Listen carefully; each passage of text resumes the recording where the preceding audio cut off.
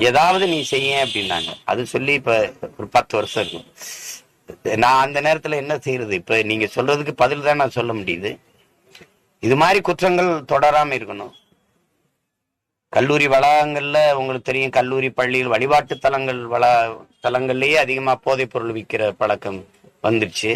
அது எல்லாருக்கும் தெரியுது. எல்லாரும் எடுத்து சொல்றாங்க இந்த மாதிரி நடக்குது அப்படின்னு. இந்த நிலத்தில் நடக்கிற குற்றச்செயல்கள்ல 100க்கு 90 விழுக்காடு நிறைந்த போதையில் தான் நடக்குதுங்கிறத நம்ம ஒத்துக்கணும். அது தடுக்கணும். ஒழுக்கத்தை கற்பிக்கிற, வாழ்வியல் நன்னறியை கற்பிக்கிற வளாகங்கள்லயே இது நடக்குதுன்னா இதுக்கு மேல நம்ம நாடா இல்ல, அறம் சார்ந்த மக்கள் கூட்டமா நம்ம இல்ல, ஒரு ஒழுங்கீனமான ஒரு கூட்டமா நம்ம போயிட்டோம். நம்ம இது எப்படி சொல்றதுன்னு தெரியல. ஒரு சமூகமே குற்ற சமூகமா ஆயிடுச்சோங்கிற அச்சம் வருது. எதிர்கால பிள்ளைகளை, தலைமுறை பிள்ளைகளை எந்த நம்பிக்கையில் நாம் விட்டு செல்வதுங்கிற அச்சம் வருது. குடிக்க காற்று தண்ணி இல்ல, சுவாசிக்க காற்று இல்ல, உண்ண நஞ்சில்லாத உணவு இல்ல, படிக்க கல்வி இல்ல, படிச்சா வேலை இல்ல.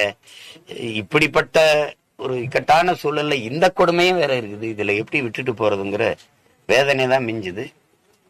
அரசு உரிய நடவடிக்கை எடுக்கும்னு நான் நம்புறேன்.